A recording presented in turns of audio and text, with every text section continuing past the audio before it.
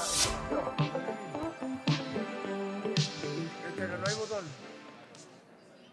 Buenos días. Les vamos a pedir que tomen asiento, por favor, para comenzar a tiempo la sesión oral presentaciones número 3. Me acompaña el doctor Sonir Antonini y el doctor Raúl Calzada acá en la mesa. Y vamos a comenzar con el primer trabajo que presenta Andrea Torres de México, que caracterizando el impacto de Burosumab en la salud ósea en pacientes con eficacia y seguridad de la carbegolina en pacientes con prolactinoma. 20 años de experiencia, México. ¿Sí? Good morning. I'm presenting efficacy and safety of cabergoline in children with prolactinomas, 20 years of experience. In recent years, we have noted are contradictory information about the pharmacological treatment in the prolactinomas in children. This is why the main objective of our study is to describe the clinical evolution and response to treatment of prolactinomas treated at the National Institute for Pediatrics from 2000 to 2021. The secondary objectives is to describe characteristics of the population diagnosed with prolactinoma, describe treatment used in terms of time, dose and time of administration, and therapeutic effects of cabergoline.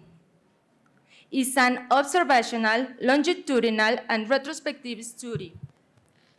We define safety or absence of adverse events, and we define efficacy, the need for increase or not increase of cabergoline dosage, the percentage of reduction of the adenoma size, volume, and normalization of prolactin. We took baseline and 3 months follow-up levels of prolactin.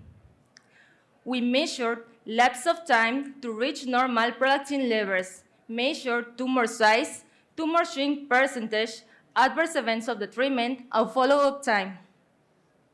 We include all patients younger than 18 years of age, any gender, with a diagnosis of prolactinoma, defined as serum prolactin over 100 nanograms over deciliters, and the presence of a pituitary adenoma in the MRI. We exclude all the patients receive or have antecedent of cancer, or we receive radiation or chemotherapy and other disease. Exclude all patients with antecedents receive other drugs and other causes of hyperprolactinemia. Results.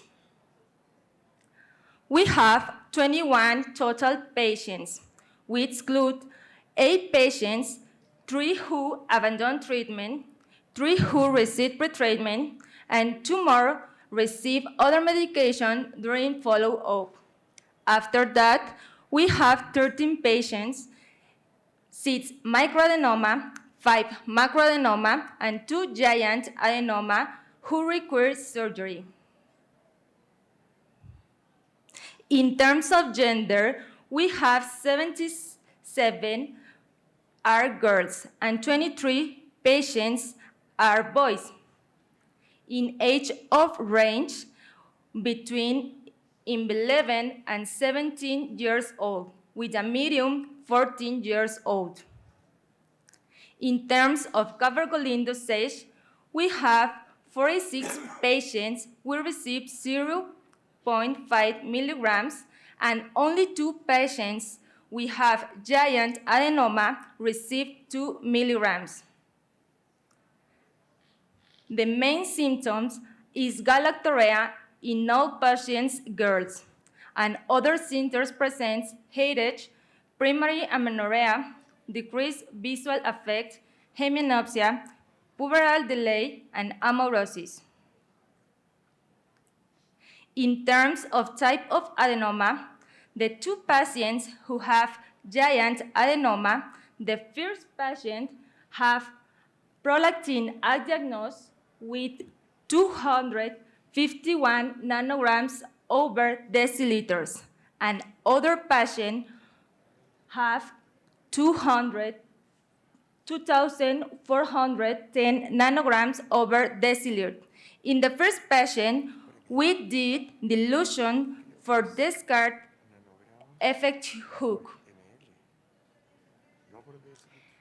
We note the girls are present younger than the boys, and the boys are present neurological symptoms with hemianopsia, visual effect, headache, and amaurosis. The maximum diameter and volume are smaller in the girls than the boys. And all patients with microadenoma are girls, and all patients with giant adenoma are boys. We did follow-up of 1 to 4 years, and we observed the galactorrhea and headache cysts in all patients. And patients, we present primary amenorrhea, present menarche in medium of 6 months.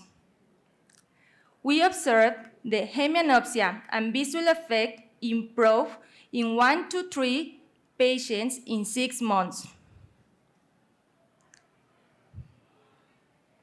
In terms of volume reduction post-treatment, we observed the volume and basal prolactin are higher than the first group, reduction less than 50%, compared with the group reduction more than 50%.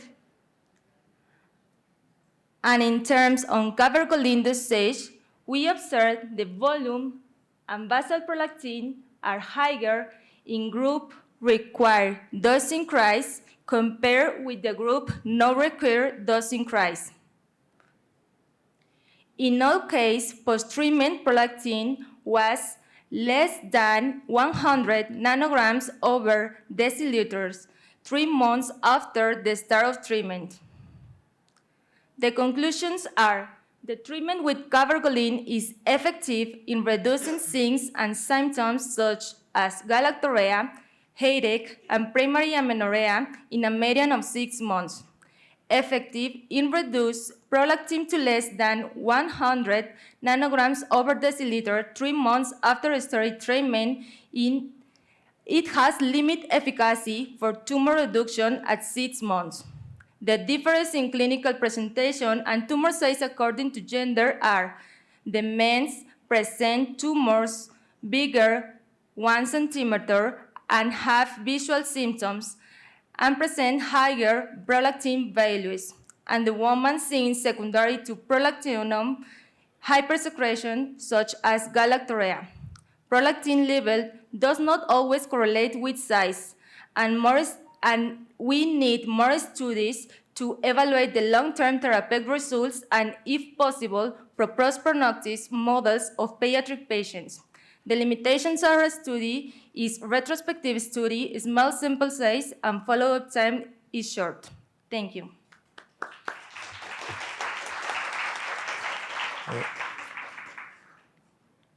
Mirando la literatura, Andrea, series pediátricas de prolactinoma son bastante pequeñas en general, así que tu serie no es tan pequeña. O sea, tú tienes 21 pacientes, de los cuales seleccionaste 13 porque estaban en tratamiento con cabergolina, pero yo creo que esto es publicable en el sentido de que el número de pacientes que ustedes han acumulado en este periodo es bastante grande. Y mi pregunta tiene que ver con cuánto tiempo transcurrió entre los primeros síntomas y el acceso a buscar atención médica. Tienes pacientes que tenían galactorrhea, lo más importante, y cefalea. Pero acá hubo, cuéntanos un poco, muchos meses de retardo en la evaluación por el equipo médico. Sí, la verdad es que a nuestro hospital ya llegan pacientes tras mínimo 6 meses de evolución con cefalea, con la presencia de galactorrhea. O sea que en tus pacientes en general hubo un lapso de varios meses antes que acudieran a solicitar opinión médica. Sí, porque nosotros somos un hospital de tercer nivel y de referencia. Entonces no, pero al médico inicial, porque quizás no llegaron a tu hospital al comienzo, llegaron a otro médico. ¿También hubo un retraso de tantos meses? Sí, aproximadamente todos mínimo de 6 meses. Bueno, doctor. Felicitaciones por la revisión, me parece igual que lo que dijo Fernando. Hay que publicar las series. Nuestro grupo publicó en el año 2000 una serie de 40 que era, junto con el grupo de Howell en Inglaterra, las 2 series más grandes, pero es muy limitada la experiencia. Yo quiero marcar algunas diferencias que hay, porque ustedes tomaron pacientes que tenían prolactinas mayores de 100. Sí. Está bien, es un criterio, y sin embargo, en la serie nuestra de 40 pacientes, nosotros tuvimos un número importante de pacientes que tenían menos de 100 y tenían criterios de prolactinoma.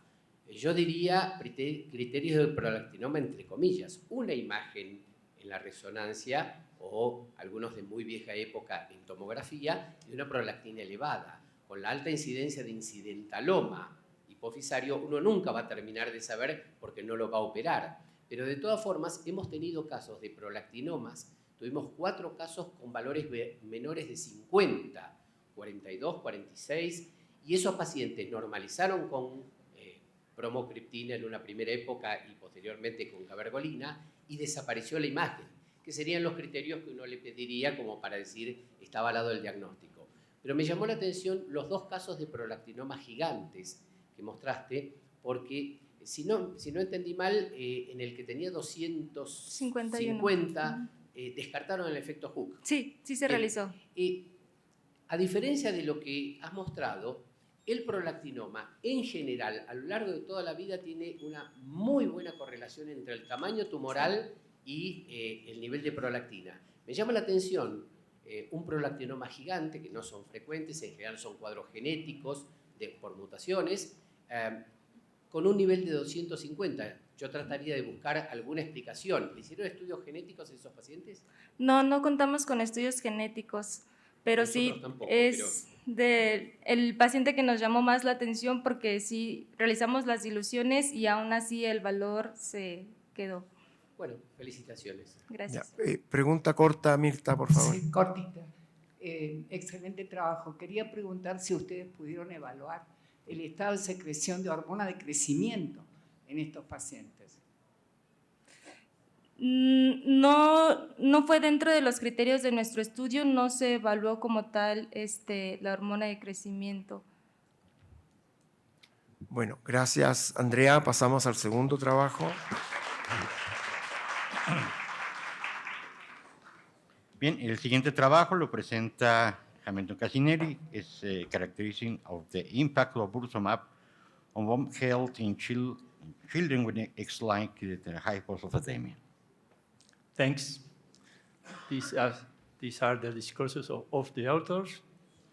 So, XLH is a disease that is caused by the mutation in effects leading to excess of FGF23 production. Lifelong hypophosphatemia due to FGF23 mediated renal phosphate. Sorry, I finish.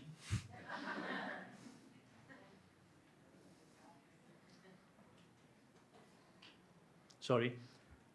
So, the excess of GF23 mediates renal phosphate wasting and decreases calcitriol production. It results in rickets, skeletal deformities, short stature, as well as pain, stiffness, and decreasing mobility. Early treatment is recommended to minimize the impacts of XLH on growth and lower deformities. Treatment options, are conventional treatment with phosphate and calcitriol, or burosumab, a fully human monoclonal antibody to FGF23. Knowledge gaps exist regarding the long-term nature of this disease.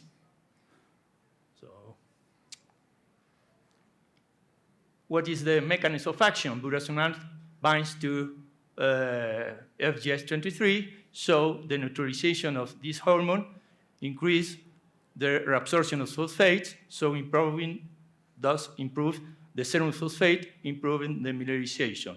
On the other hand, increase the 1-alpha hydroxylase with increase of calcitriol. So this increase the phosphates absorption in the intestine, improving the phosphate in the serum and improving the mineralization. The XLX disease monitoring program is a prospective multinational outcomes study to examine the longitudinal progression of clinical, radiographic, biochemical features of XLH adults and children with a planet of 10 years duration. The aim is to describe the health trajectories of patients under 18 years old enrolled from North America and South America in this DMP program. Clinical, biochemical, and radiographic evolution, patients were grouped according to treatment regimen and age, with conventional therapy, burosumab, or with conventional therapy, who switched to burosumab.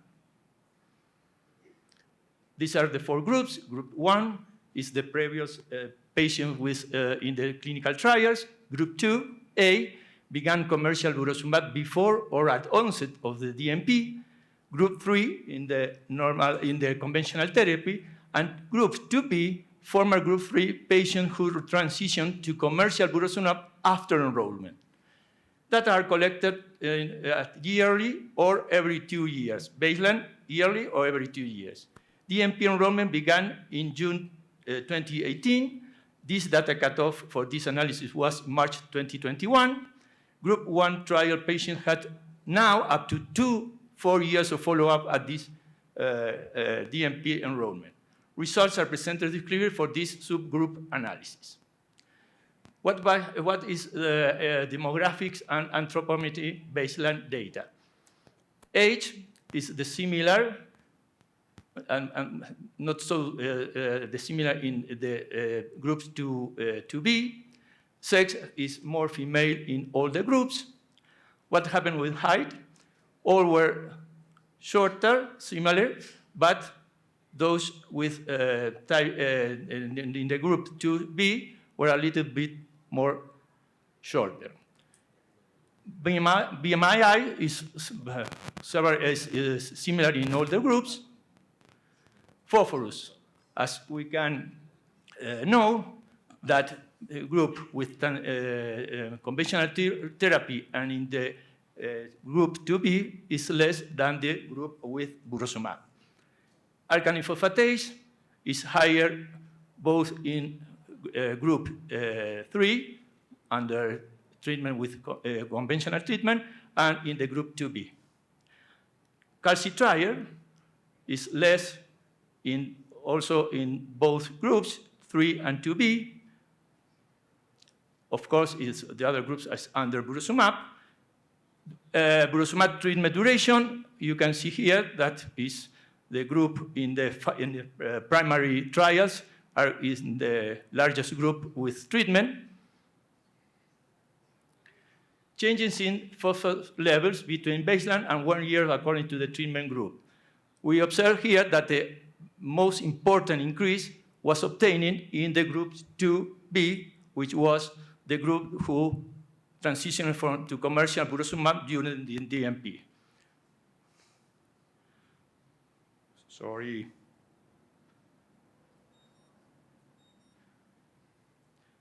In all burosumab groups combined, serum phosphorus improved rapidly with first burosumab injection across each group. You can see all the groups. When they start the first dose of burosumab, they increase the levels of phosphorus. Please take into account the smaller number of these in the groups, okay, in some groups. What happened with ELP?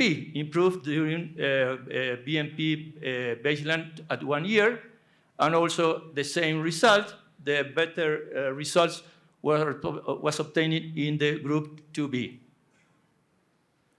In all burosumab groups, combined serum alkaline phosphatase improved with the first burosumab injection across each group, the same as phosphorus.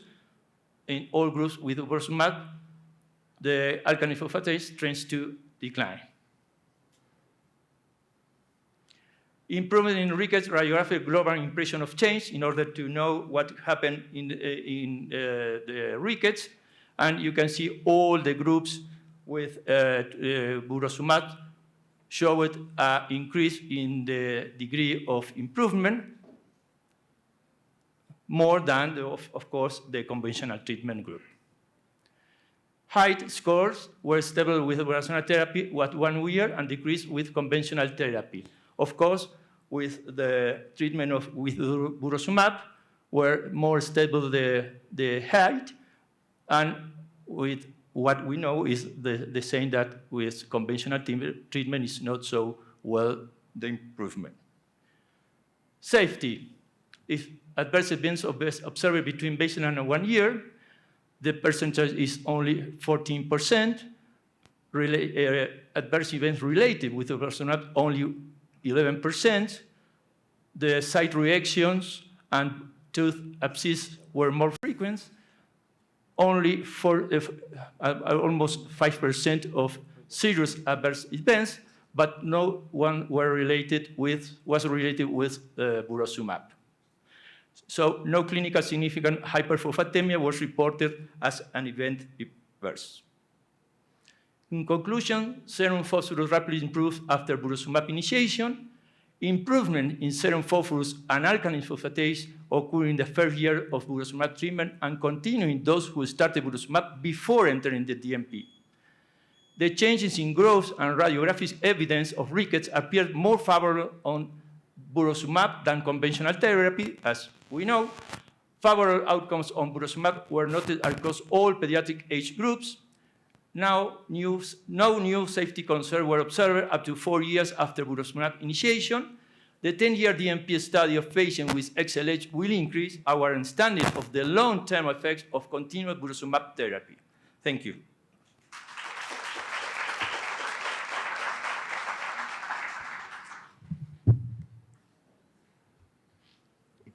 Sí, adelante. Hamilton, Sorry. parabéns pela apresentação. Uma dúvida, o tratamento convencional, ele é chato, exige a tomada de medicamentos várias vezes ao dia, mas em muitos pacientes é efetivo, é eficaz. Qual paciente você acha que deveria ser iniciado com Burosumab? Bueno, yo lo mostré el primer día. Nosotros actualmente dentro de nuestro grupo de 27 pacientes que están enrolados en el DMP, 20 han conseguido iniciar Burosumab. La mayoría de ellos han empezado, o los hemos seleccionado para empezar, porque tenían muy mala adherencia y a pesar de recibir el tratamiento convencional, ellos mostraban un score de severidad de raquitismo no muy bueno. Básicamente esas fueron las dos decisiones de nuestro grupo. El resto, o sea, el DMP no interfiere en la decisión del médico de cabecera en cuanto a qué tratamiento indicar. Muchos continúan, de hecho nosotros tenemos pacientes sin tratamiento, porque no lo pueden conseguir, ni por el Estado, no estoy hablando de Burosumab, estoy hablando del tratamiento convencional. O sea que la indicación es pasar a aquellos, nosotros decidimos, yo presenté el primer día que hay un grupo francés que ellos decidieron pasar el tratamiento en los más graves, consideramos más graves, que no responden, no tienen intolerancia. Bien. Por favor, preguntas cortas, respuestas cortas. Perdón. Hola, muchas gracias por la presentación. Tengo una pregunta. ¿Cómo evaluaron compliance en el tratamiento convencional? Lo pregunto específicamente porque no es habitual que veamos descenso del score de talla intratratamiento convencional. Es decir, en general los chicos vienen con 3, 4 años con -2 desvíos, -2,5 y persisten con ese desvío los que son buenos cumplidores y terminan con esa talla final. Exacto. No, el tema es que durante el tratamiento con Burosumab la estatura se mantuvo, no hubo un gran incremento. Y en los de tratamiento convencional estaban bajos y continúan bajos. No es que perdieron, están estables, o sea, son más bajos porque siguen con el tratamiento convencional. Eso es lo que muestra. Porque la diapositiva impresionaba la curva. Exacto, sí, pero lo que quiere mostrar es cómo están. En el momento de corte, al año de tratamiento, la estatura de los pacientes que están con tratamiento convencional en relación a los que están con Burosumab. Y otra pregunta corta, si midieron FGF23 bajo burosumab. No. ¿Qué pasa con FGF? No, no se mide. No, en el protocolo no se mide. Em tempo. Sí. Olá, obrigada pela apresentação. Há dados de longo prazo da histomorfometria óssea? No, no se hace biopsia en estos pacientes. No está incluido dentro del protocolo. Bien. Muchísimas gracias. Gracias.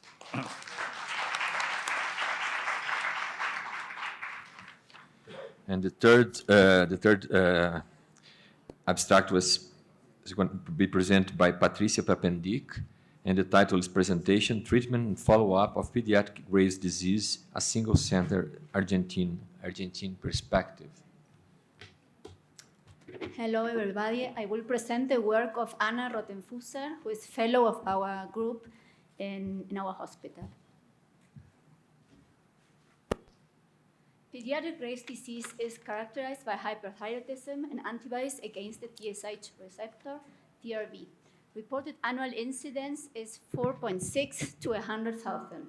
The objective of our work was to describe an Argentinian cohort of patients with PGD followed between 2006 and 2020 at the Ricardo Gutierrez Children's Hospital.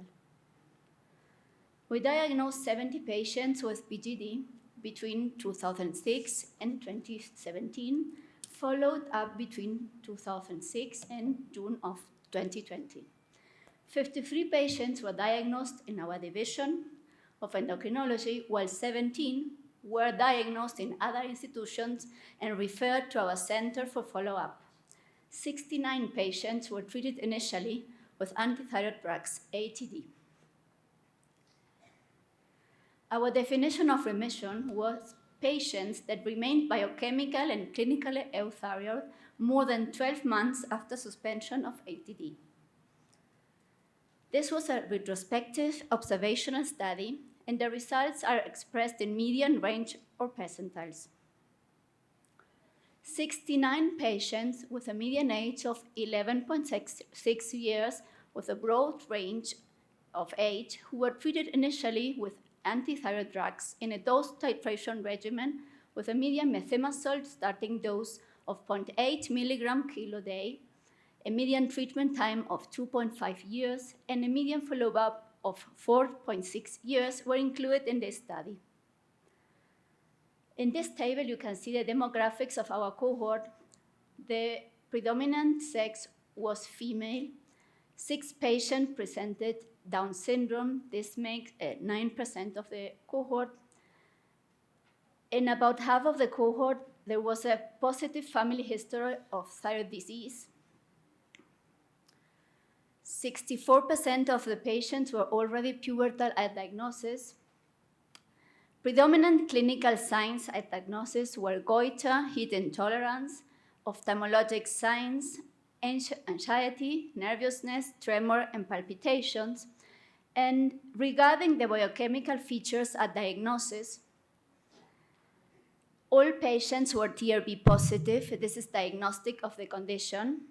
31% of the patients had TRV levels above the upper limit of quantitation, and 43% of them had 3-4 values above the upper limit of quantitation, so it is a severe cohort of patients with PGD.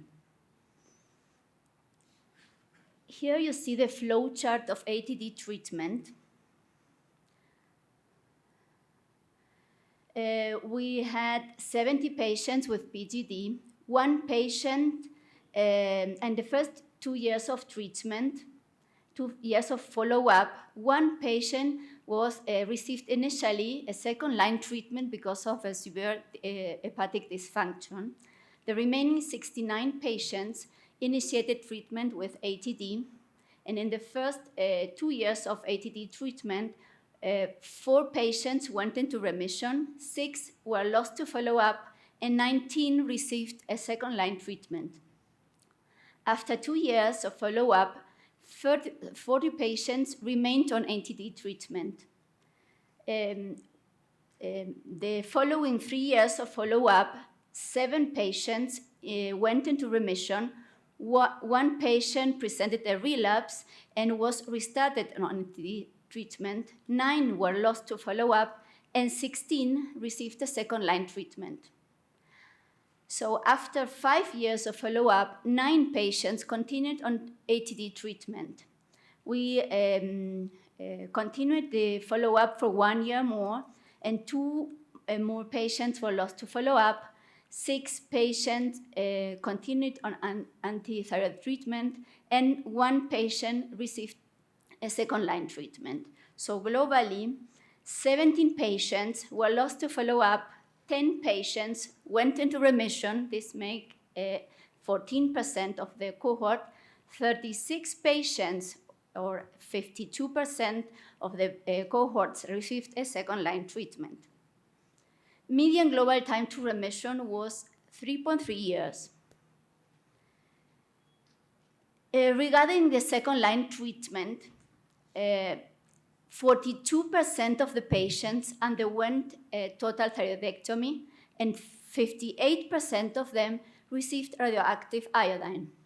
The causes for the indication of the second-line treatment were relapse or flare-up in 50% of the patients, the presence of thyroid nodules in 17% of the patients, and in 25% of the patients, they presented a severe adverse effect to methimazole.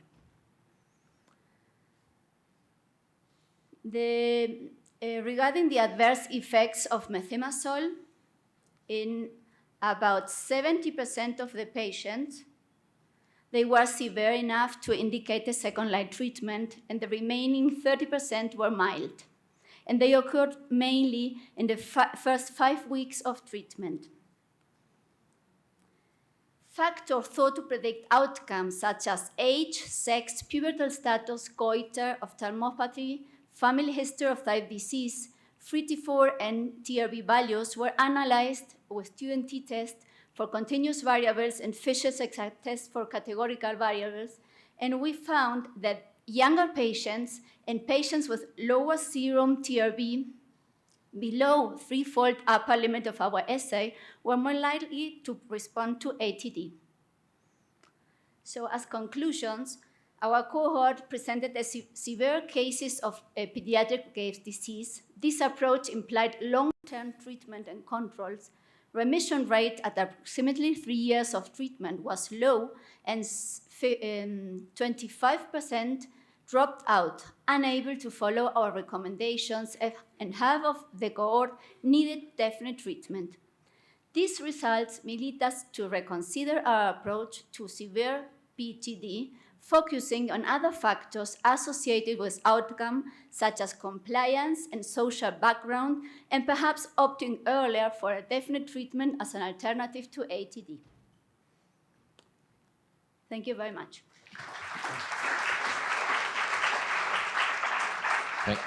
Thank you, Patricia. Do we have any questions? Yes. Patricia, me llama la atención la incidencia de lo que tú llamas efectos laterales severos con el metimazol. Cuéntanos un poquito cómo lo definieron y por qué te parece que es un porcentaje un poquito superior a lo que yo habría esperado. Por lo menos. Los pacientes con efectos adversos severos fueron pacientes que presentaron artritis relacionada a metimazol, pacientes con agranulocitopenia, y nosotros creemos que en realidad el gran porcentaje de pacientes con efectos adversos se debe probablemente a que hay un porcentaje de la cohorte que fueron pacientes que fueron derivados de otras instituciones que ya presentaban al momento de la primera consulta en nuestro servicio efectos adversos y eran derivados para el tratamiento con tratamiento definitivo. Pero estos pacientes que les eran derivados y que tuvieron efectos adversos, ¿había algún factor que explicar? Es decir, o la dosis, o la prioridad, o algo que fuera diferente a lo que ustedes manejan. Lo que mencionan las nuevas guías europeas del año 2021 de hipertiroidismo sugiere una dosis menor de metimazol. Si ustedes observan, la dosis mediana de dosis de metimazol que utilizamos, que recibió esta cohorte, fue una dosis bastante mayor, de 0.8 miligramos kilo día, y eso podría llegar a explicar, ya que es dosis dependiente, la mayor frecuencia de efectos adversos. Cristiano. Patrícia, parabéns pelo trabalho. Cristiano, do Brasil. Eu também achei alta a sua incidência de cirurgia. Nos nossos casos, temos muito mais pacientes fazendo iodo, né? Iodoterapia. É pelo grupo ter mais experiência, ter um grupo de cirurgia melhor? Tem algum... Sí, es verdad, nuestros pacientes que recibieron un tratamiento de segunda línea, en nuestro hospital contamos con un excelente equipo quirúrgico con mucha experiencia, tanto en la cirugía tiroidea y también en el manejo de las complicaciones postquirúrgicas, por lo que si bien nosotros conocemos que los pacientes que reciben yodo radioactivo tienen menores complicaciones, es más sencillo, se toma vía oral y demás, para nosotros la cirugía es una opción de segunda línea muy válida, porque disponemos justamente de un equipo con muy buenos resultados. Mi Alicia. pregunta es similar, porque yo quería saber cuál fue el criterio para decidir a un paciente darle yodo radioactivo o emplear la cirugía. ¿Cómo definieron eso? Bueno, pacientes, las indicaciones son las indicaciones habituales de elección de segunda línea de tratamiento, pacientes con nódulos tiroideos, pacientes menores de 5, preferentemente menores de 10 años, pacientes con oftalmopatía severa, son candidatos a recibir tratamiento con cirugía y no con yodo radioactivo. Okay, thank you very much.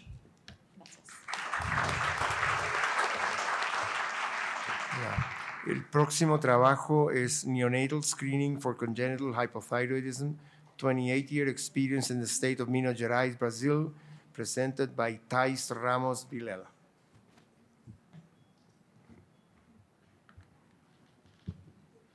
Bom dia, eu vou apresentar então os 28 anos de experiência da triagem neonatal para o hipotiroidismo congênito no estado de Minas Gerais, Brasil. A triagem neonatal para o hipotiroidismo mudou a história do hipotiroidismo congênito, melhorando, os desfechos de neurodesenvolvimento e praticamente erradicando os casos de retardo mental grave associados à doença. A incidência do hipotiroidismo congênito primário antes do screening era de um caso para cada 6.700 nascidos vivos. Com a triagem, passou para um caso para 3.500 nascidos vivos e atualmente está em um caso para cada 1.800 a 3.000 nascidos vivos. Esse aumento da incidência tem sido atribuído à melhora de sobrevida dos recém-nascidos prematuros e baixo peso, que está associado a casos transitórios, a idade materna avançada, que já foi associada ao aumento de disgenesias, a mudanças étnicas na composição populacional e, principalmente, a redução do ponto de corte do TSH em alguns programas de triagem. A redução do ponto de corte do TSH aumenta o número de casos leves e transitórios e quanto à etiologia dos casos de glândula in situ. O programa de triagem do Estado de Minas Gerais é um programa público que foi implementado em 1993. É realizada a dosagem do TSH no papel filtro e o diagnóstico é confirmado pela dosagem dos exames séricos. Os pacientes são reavaliados aos 3 anos de idade para definir a etiologia e identificar se os casos são permanentes ou transitórios. O fluxograma, então, do programa consiste na coleta do TSH no papel filtro entre o 3º e o 5º dia de vida. Se o TSH vier menor que 10, esse exame é considerado normal. Se vier maior que 20, o paciente é imediatamente convocado para consulta, coleta de exames séricos e início de tratamento. E se o TSH estiver entre 10 e 20, é coletada uma segunda amostra em papel filtro.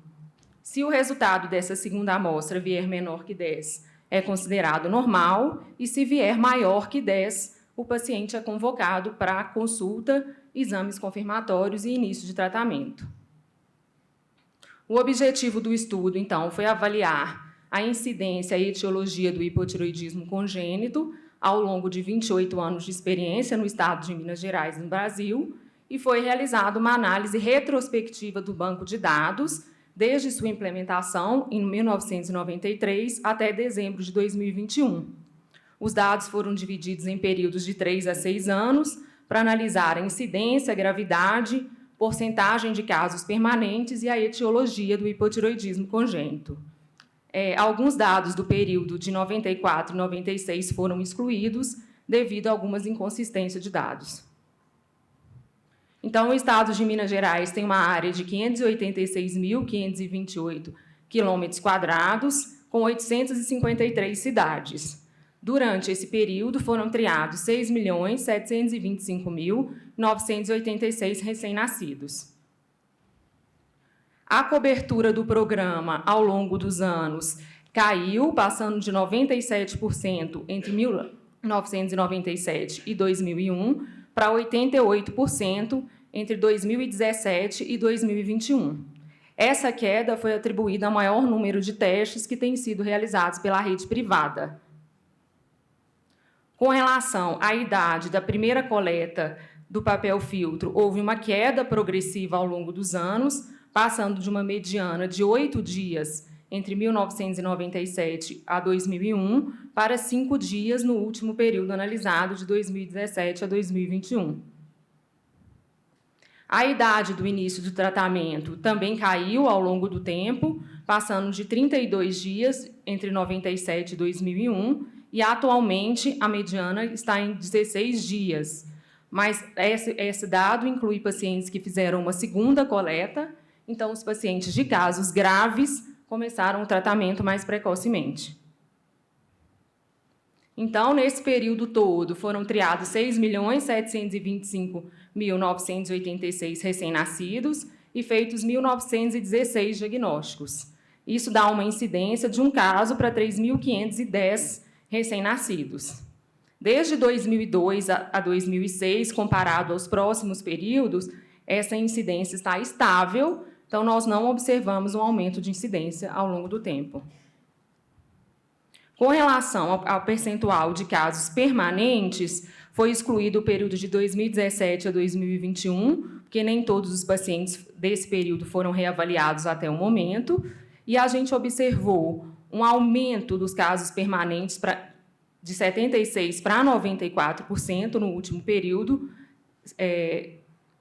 com uma significância estatística. Com relação à gravidade dos casos, a gente dividiu os pacientes de acordo com o nível do T4 livre no primeiro exame confirmatório.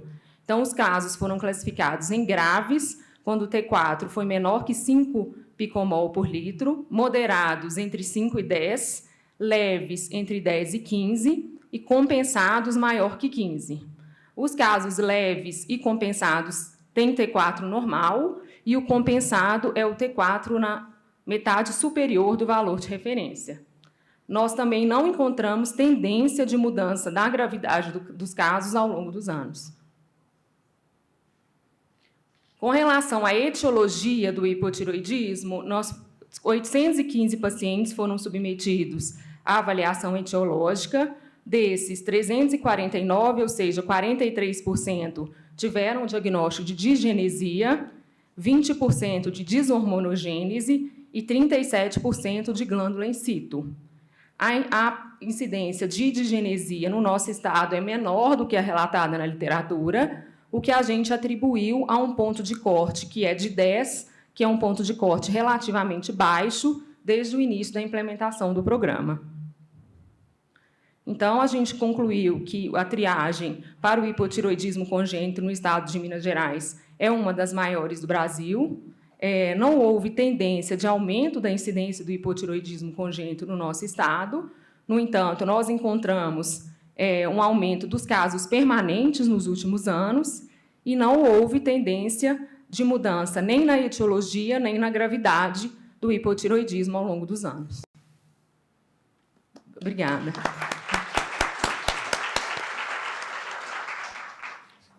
Pergunta, doutora? Thaís, parabéns pela apresentação. A NUPAD Minas Gerais é um dos serviços de excelência. Tenho duas perguntas rápidas. Como você sabe que essa queda é porque foi para triagem privada? Na verdade, a gente não tem esse dado oficial, né? Mas a gente imagina pelo número de pacientes que têm feito muito na rede privada. Tá. Então, a gente, como sociedade, tem feito ofícios para o Ministério da Saúde fiscalizar a triagem privada. Um outro ponto, no Brasil, temos heterogeneidade nos pontos de corte. E tem uma publicação na etiologia da doença, você comparou se seu ponto de corte com 10 e com 6 muda a frequência das diversas etiologias? Na verdade, a gente está com um estudo em andamento que está reduzindo o ponto de corte para 6, entre 6 e 10. A gente está tentando estabelecer qual é o melhor ponto de corte, mas a gente ainda não tem esse dado. Bueno, felicitaciones. Sí. Felicitaciones, lindísimo trabajo. Espero haber entendido bien el portugués. ¿Utilizaron siempre el mismo corte? Sí, siempre 10. O sea que lo que están diciendo es que tal vez no hay otro factor que influya. Digo, si cambian el corte, a lo mejor cambia, pero como estamos, está igual. Isso. ¿Y qué metodología utilizan? Para dosar o T4? Sí, no, para dosar TSH en el screening. Quimioluminescencia. Quimioluminescencia. Y en esos niños que ustedes tienen una segunda muestra, ¿por qué ¿a qué edad llega la segunda muestra como media? La segunda muestra en DBS. The second sample in DBS. Qual idade? Quando chega essa amostra? Age. Não tenho esse dado. ¿Por qué? Porque a veces cuando tarda mucho, que a nosotros también nos pasa, utilizamos el mismo corte, pero 10 ya nos parece como un poco alto. Y si no hacemos estudios confirmatorios sin tarjeta, a veces hay algunos casos que han... Entonces nosotros miramos con cariño, miramos con amor, las tarjetas que nos dan arriba de 5 cuando la edad supera los 15 días.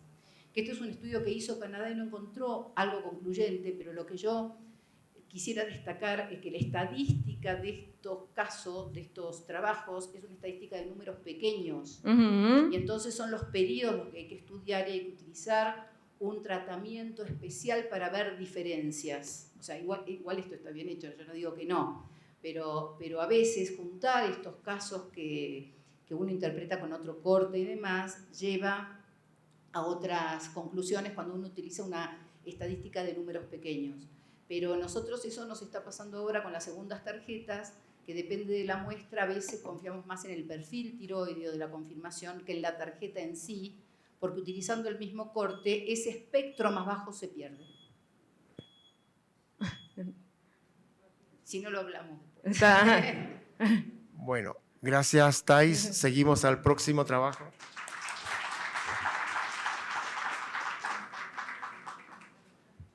Bien, el siguiente trabajo es Familial Hyperinsulinism and Hyperammonemia Syndrome, Beyond Neonatal Period, a Case Report.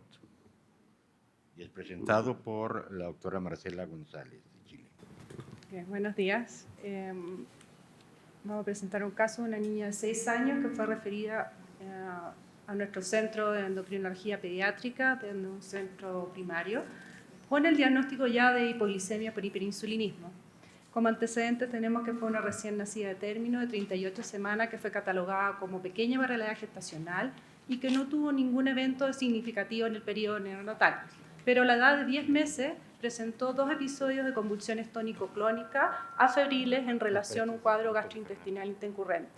Por eso se hospitaliza en su ciudad de origen y se constata la presencia de una hipoglicemia, por lo que se realiza una muestra crítica que revela la ausencia de cetona, insulina y peptidose detectable, un equilibrio ácido-base normal y un amonio que está sobre casi 2 veces el valor normal, un perfil hormonal y metabólico dentro de rangos normales y un test de glucagón positivo. Además presentaba un electroencefalograma normal, un perfil hepático normal y una ecotomografía abdominal sin hallazgos patológicos. Se inició una carga de glucosa que llegó hasta 5 miligramos por kilo minuto y posteriormente se inició tratamiento con diazóxido con buena respuesta, suspendiéndose la carga de glucosa y pudiendo darse de alta. Ella continuó los controles en su ciudad de origen y en el seguimiento presentó un retraso leve del lenguaje. Como antecedentes familiares, tenemos que la madre presentó a los 14 meses de edad un episodio de convulsión afebril, requiriendo tratamiento con anticonvulsivantes por 4 meses, y posteriormente no presentó otros episodios de convulsiones. Ella fue estudiada en su niñez por presentar talla baja, diagnosticándose una talla baja mixta, familiar y secundaria una desnutrición. Su talla adulta es de 1,44 m y ella a partir de los 21 años de edad comenzó a presentar eventos hipoglicémicos sin convulsiones, los cuales fueron exacerbados y fueron más frecuentes en el periodo de lactancia del caso índice.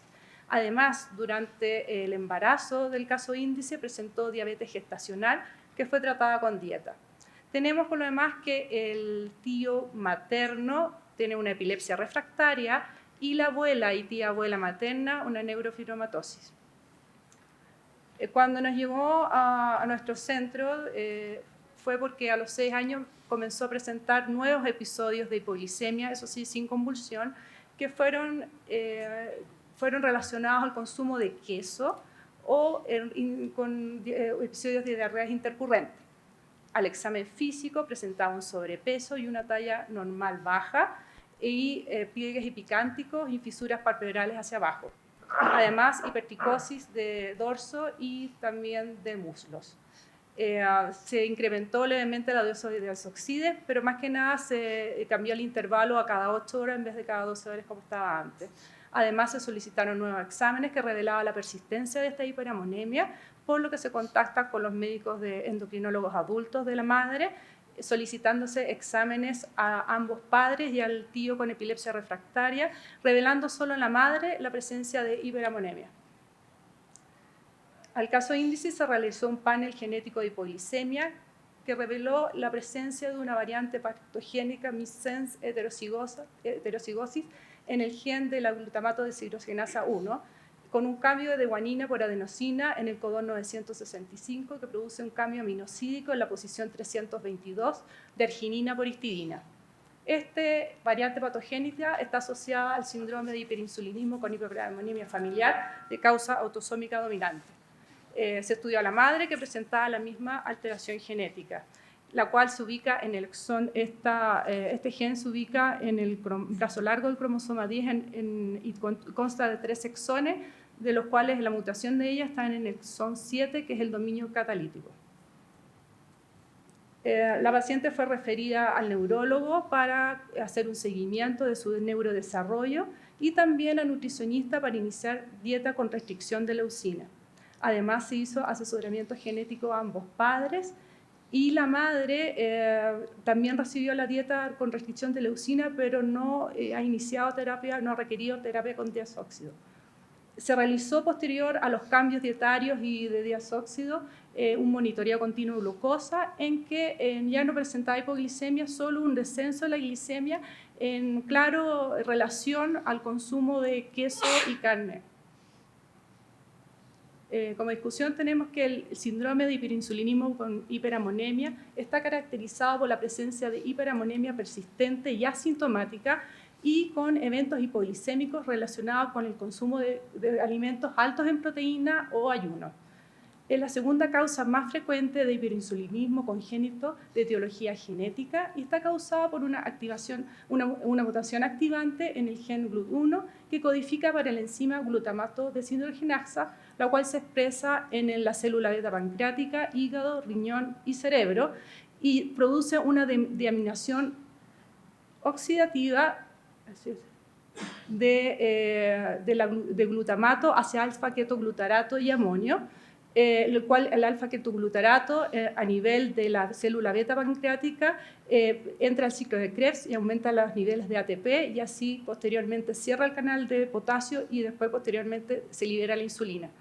En este caso, la leucina es un estimulador alostérico de la enzima glutamato deshidrogenasa y la GTP es un inhibidor alostérico de ella. Y en esta mutación, en esta alteración genética, hay un defecto en la inhibición de GTP sobre esta enzima. La mayoría de los casos, más del 90% de los casos, son mutaciones de novo y la presentación clínica es bastante variable, puede presentarse desde el periodo recién nacido hasta la adultez y puede ser leve o severa. Generalmente se presenta entre los 6 a 12 meses de vida en relación al inicio de consumo de sólidos. Estos pacientes tienen un elevado riesgo de desórdenes del neurodesarrollo, incluido epilepsia, y que no son atribuibles en el 100% a las hipoglicemias recurrentes. El tratamiento es con diazóxido y dietas de restricción de leucina para disminuir así la secreción de insulina. Un diagnóstico precoz nos permite evitar la hipoglicemia recurrente y así evitar un daño neurológico a largo plazo. Como comentario final, tenemos que este caso nos revela la gran variabilidad clínica de presentación de estos casos en una misma familia y que la presentación de este caso nos permitió sospechar el diagnóstico en esta niña y en su madre y así iniciar un tratamiento adecuado. Muchas gracias.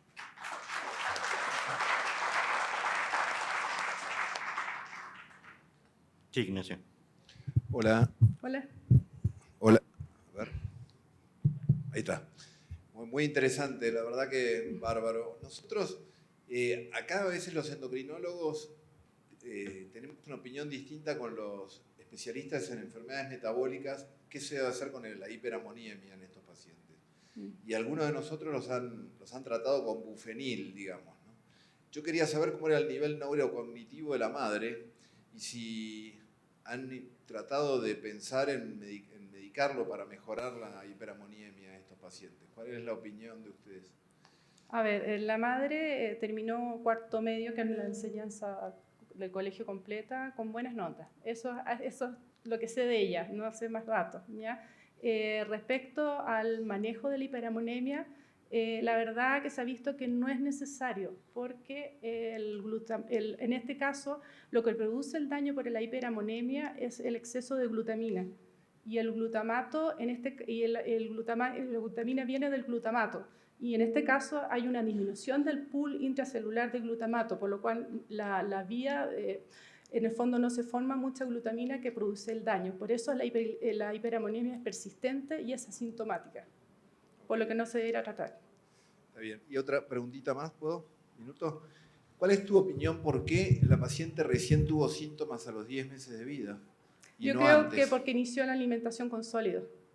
Y la dieta, por lo menos en los niños chilenos, es bastante hiperproteica. De hecho, esta paciente la tenemos con una dieta normoproteica porque ella de base tenía una dieta hiperproteica. Por lo menos en Chile es bastante hiperproteica la alimentación. Pero la leche tiene mucha leucina. Había una prueba que se llamaba antes de la mamadera, que era muy cruenta, se le daba mamadera y el paciente tenía un síncope a la hora de la mamadera, ¿no?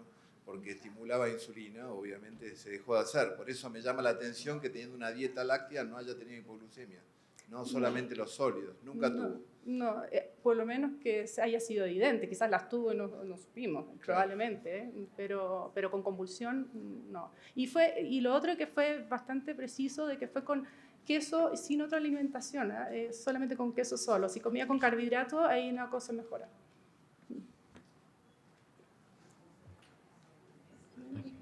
Sí, doctora. Te felicito por tu presentación, la verdad que es un tema bastante prevalente y del que escuchamos poco. Quería destacar algo del final, cuando le reordenan el tratamiento a tu paciente, que jerarquizás el diazóxido y el abordaje nutricional. Yo creo que es importante contemplar el abordaje nutricional desde el principio, desde que hacemos el diagnóstico, que el nutricionista se incorpore al tratamiento, digamos, multidisciplinario de estos chicos, porque previene estas complicaciones. Quizás no lo tenemos tan en mente y cuando aparece la complicación empezamos a considerarlo. Claro. Lo que pasa es que esta línea recién la recibimos a los 6 años, entonces ahí comenzamos con todo el tratamiento. Lo entendí perfecto, pero digo para destacar la importancia del diazóxido más las indicaciones nutricionales. Okay. Muy bien, muchísimas gracias, doctora. And so the next presentation is going to be, just a second. The next is clinical and molecular description of 2 cases of neonatal diabetes secondary to mutation in PDX1. And the presenter is going to be Fernando Leal Valencia. Fernando. Buenos días. La agenesia pancreática es una condición que se caracteriza por la ausencia total o parcial del páncreas. Es una anomalía congénita rara con menos de 100 casos reportados en la literatura. Se presenta con una bastante heterogeneidad genética y es causada por alteraciones en homocigosis o heterocigosis compuesta con el gen GPDX1. Presenta alteraciones exocrinas, una de ellas es la diabetes neonatal permanente, que ocurre en unos 400.000 nacimientos.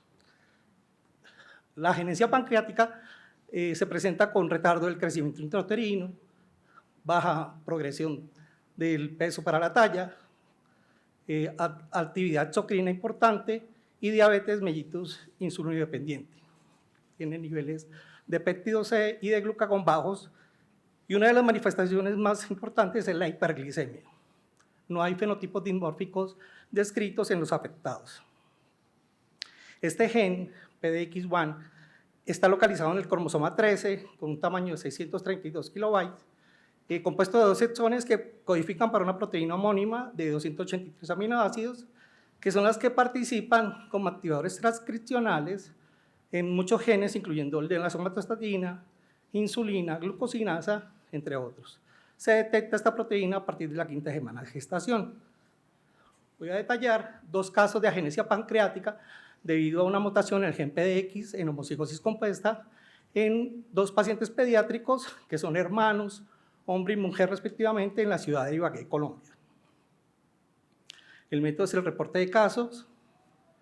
El caso número 1 es un paciente de 3 años de edad, producto del cuarto embarazo, pero el primero de esta pareja. Los padres no tenían historia de consanguinidad y tenían una historia personal de retraso de crecimiento intrauterino. Nace a las 35 semanas con un peso de 1.440 y una talla de 45 centímetros. Lo admitimos en nuestra unidad del departamento de Caquetá a los 3.5 meses. Para meterlos en contexto, el departamento del Caquetá está al sur de Colombia y para llegar a la ciudad de Ibagué, donde lo recibimos, son 450 kilómetros, no hay vuelo directo y son carreteras secundarias. La glucosa sanguínea era de 246 y este paciente presentaba distensión abdominal también y heces estatorrecas. Entonces, dentro del estudio hicimos una ecografía abdominal que mostró una digenesia pancreática. Esto nos obligó a hacer una imagen, una resonancia, donde mostró la ausencia del páncreas. La flecha roja es donde debería ir el páncreas en este paciente. Este fue el análisis del día 0 del ingreso. En rojo, pues la hemoglobina elevada, el péptido C bajo y la lactasa fecal baja, confirmando el diagnóstico de diabetes neonatal. Hicimos un estudio molecular dirigido a este paciente, buscando los casos de genes que tuvieran alteración de agenesia pancreática. El gen PTF1 no mostró alteraciones, en cambio, el gen PDX1 mostró 2 alteraciones. Uno en la cadena codificante 527, un cambio de una guanina por una adenina en estado de heterocigosis, que se clasificó probablemente patogénica, acorde a los criterios del Colegio Americano de Genética y Genómica, PM1, PM2, PM5 y PP3. Y se analizó en 15 predictores que la clasificaron patogénica. La segunda variante estuvo en la cadena codificante 571, una adenina por una guanina, que produce una alteración en la proteína de una lisina por un ácido glutámico. Esto en estado de heterocigosis, catalogado como variante de significado incierto, acorde a los parámetros del colegio, y esta variante no ha sido reportada en ninguna base de datos. El caso número 2 es una paciente de 2 años de edad femenina, que fue producto de 5º embarazo, segundo de esta pareja, y que nació 14 meses del caso número 1, que es su hermano. Una historia de retraso de crecimiento intrauterino, nació a las 30 semanas con un peso de 1090. Fue admitido del departamento del Caquetá. Gracias.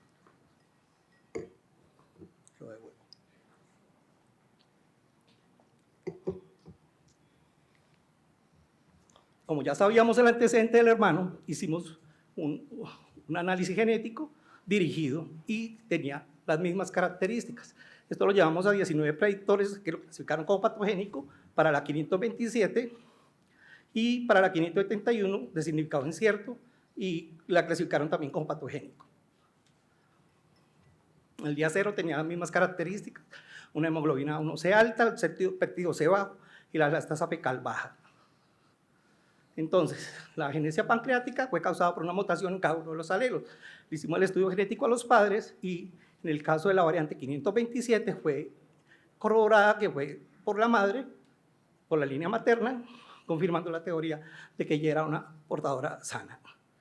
Y al padre también se le hizo el estudio genético y estaba la variante 571 que nos dice que él es un portador sano. Y esta no ha sido clasificada en ninguna base de datos.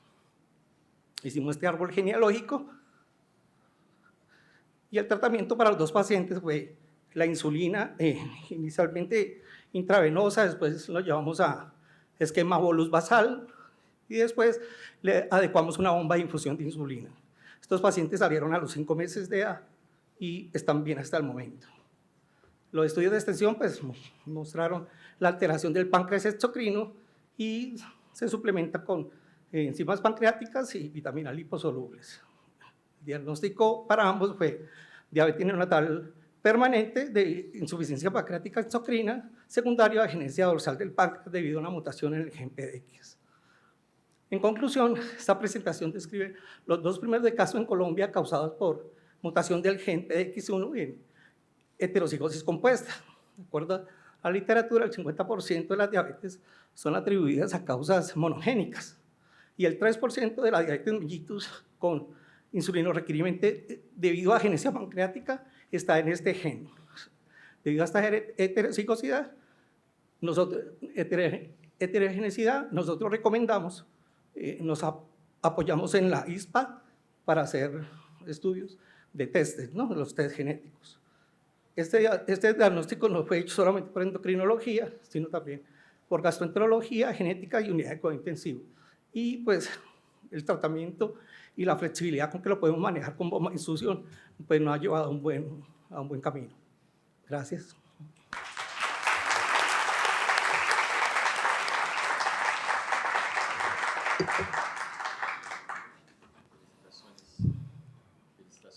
Fernando. Sí, Raúl.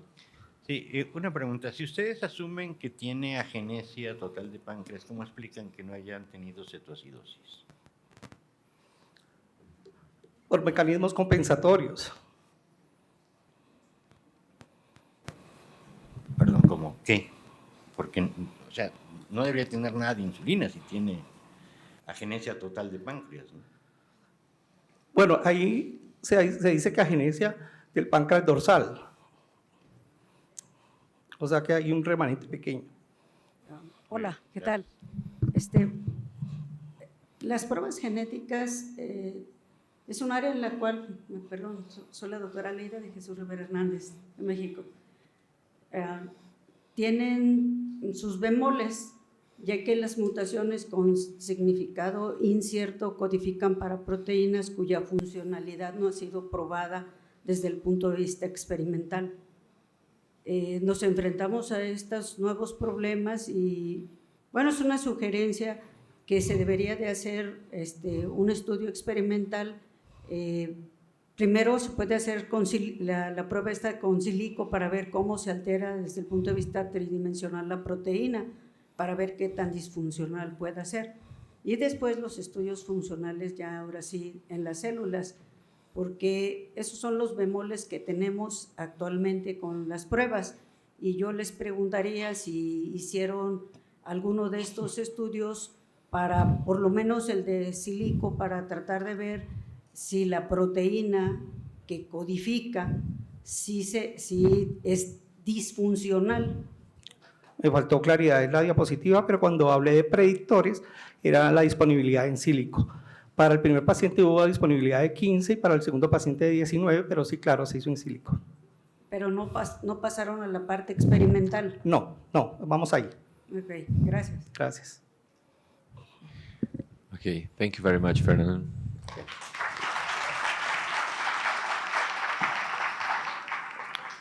Last paper is a novel 50 kb deletion in ANOS1 in a large pedigree with isolated central hypogonadism and olfactory dysfunction. NGS as a predictive tool of CNVS, presented by Sebastián Castro. ¿Se escucha ahí? Sí. Well, here we go. Good morning, everyone. You know that next generation sequencing, NGS, allows the identification of causative variants in around 30 to 50% of patients with central hypogonadism. NGS was mainly developed to detect single nucleotide variants, though copy number variant might be missed. The combination of NGS techniques with bioinformatic predictive tools erases the possibility to infer a copy number variant. So the aim of this presentation is to report a large pedigree with 4 affected members with Kalman syndrome in whom a copy number variant was detected using a bioinformatic predictive tool. So this is the whole pedigree. This one was our index case. As he did, his 2 brothers, a first cousin, and other relatives had a personal history of micropinus and or cryptorchidism. I want to highlight here a grandmother with kidney hypoplasia, and also that nor his father and mother, neither his sister and a half-little brother had any gonadal axis impairment. So the index case was 1 year old when he was referred to our division for evaluation for a unilateral cryptorchidism. Unfortunately, he was lost to follow-up until his 16th. When he showed up referring anosmia, he was obese, and he had a pubertal delay with non-palpable testes. The biochemical assessment revealed a low LH, a low FSH and testosterone serum concentration for age reference values, and also a low AMH serum concentration for time stage reference values. He didn't consult it again until his 19th. Anthropometric characteristics and Tanner stage remained unchanged, so we performed a gonadotrophin releasing infusion test in which peak LH and peak FSH were below the cutoff values, and he was diagnosed with a central hypogonadism. As you can see here, the rest of the pituitary function was normal. He started treatment with testosterone, and we sought for extragonadal clinical features related with the central hypogonadism. Nowadays, he's still cryptorchid. He only received 3 doses of testosterone, and he didn't fulfill the complementary studies previously requested. The rest of the cohort he presented were referred for micropinus and bilateral cryptorchidism. All of them were anosmic, had normal olfactory structures at the embryi. They didn't have any other pituitary dysfunction, and biochemical assessment supported the diagnosis of a central hypogonadism. So the index case was studied by NGS techniques, and after applying filters related to the frequency of the variant, quality, variance impact, and analyzing a candidate genes, 3 variants in 3 different genes were obtained. However, taking into account the ACMG criteria, its inheritance, its main phenotype associated to each of one, none of them was prioritized. So we moved forward and we applied a bioinformatic predictive tool named DECON. DECON analyzes samples depth against a pool of samples and matched in a certain way for different features such as gender. As you can see in the output here, this allows to suspect a deletion on X chromosome affecting ANOS1 gene, as you can see through a high base factor. A base factor is a statistical parameter. The higher, the more probably that prediction is true. And we were expecting around 200 of reads, and we didn't obtain any of them.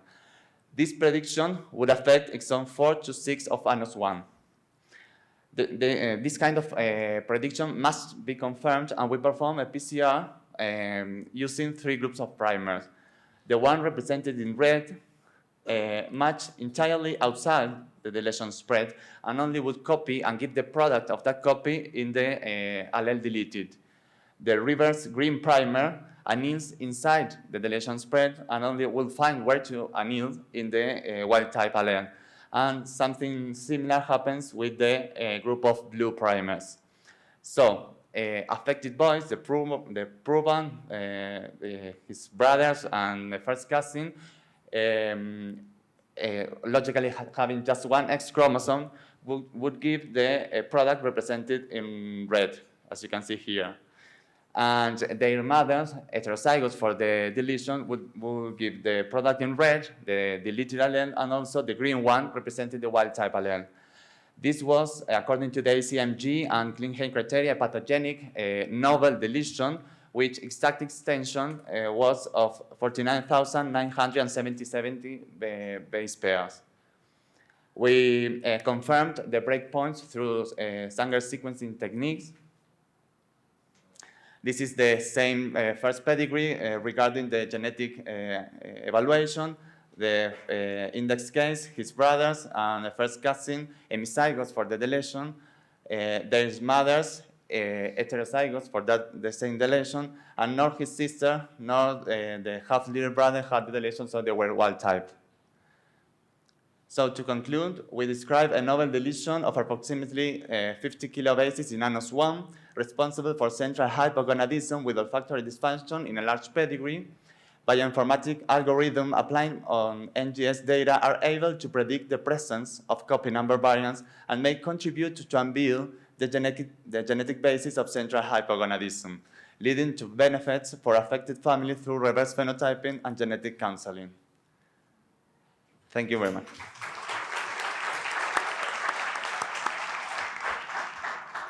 Gracias, Sebastián. Me llama la atención, el paciente índice tiene más de 20 años. Si Actualmente sí. Y no ha sido corregida su criptorquidia y ha desaparecido por periodos relativamente largos. Cuéntanos un poquito el contexto acá, porque llama la atención que un varón de 20 y tantos años, hipogonádico, con todas las implicancias que eso tiene, ignore en cierta medida el problema médico que tiene. ¿Hay algo especial en esta familia? Lo especial es, a su vez, lo común, me parece, la falta de adherencia. Es una familia que el contexto creo que podría hablar mucho más de los 3 minutos, pero en sí el caso índice es totalmente refractario, ajeno a cualquier vía de comunicación, incluso personal mía con él, como para acceder al sistema de salud. En algunas oportunidades, con una familia numerosa, algo disgregado y demás, el caso índice, ya un ser adulto, acompaña a los hermanos más chicos, pero no hay forma de que ceda en algún tipo de asistencia. Ni siquiera, la gran mayoría de las veces, ni siquiera en algún estudio complementario básico. Así que creo que debe haber algún tipo de traba ahí que no logra superar. Y enfatizando incluso en el riesgo tumoral de la criptorquidia, ya otro tipo de diálogo mucho más dirigido, y por el momento no tenemos tanto éxito. Es que acá el tema un poco, hay pacientes afectados que son más jóvenes dentro de la misma familia, y el modelo que representa este señor para los hermanos más jóvenes es un modelo bastante preocupante. Entonces queda la preocupación de que acá vamos a empezar a reproducir el tema de la falta de adherencia en el paciente índice, potencialmente con algunos de los hermanos. Yo estoy un poco más esperanzado en los hermanos. Sí. De hecho, él tiene un mensaje mucho más positivo hacia los hermanos que con su propia historia personal en relación a la atención de salud. ¿Y este señor no se siente, digamos, un poco decaído con este hipogonadismo a los 20 y tantos años? No hay ningún reclamo de su ánimo, su estilo de vida. ¿Qué hace este joven? ¿Estudia, trabaja? A ver, si está decaído o no, no lo sé. Funcionalmente aparece en lo que es, desde ya que no es la actividad sexual a lo que me refiero, sino en su desempeño. Él es obrero, trabaja en la construcción, así que evidentemente tan decaído no sé cuándo se debe sentir. Okay. Sebastian, it's clear that is related to the anosmin gene. But how can you exclude a digenic or oligogenic inheritance model in this disease if you had 3 other potential genetic variants? I think that what we exclude was next to us through next generation sequencing, analyzing the group of genes that we are able to study. And I think that in that around 80 genes, we didn't find any variant that we could think an additive effect to that copy number variant. So far, those are our results. I think that the whole study schedule we did, the most convincing answer we obtained was the copy number variants and not other additive effect of from other gene, at least until now. Okay, thank you, gracias. Gracias, Sebastián. Con esto damos por cerrada la sesión.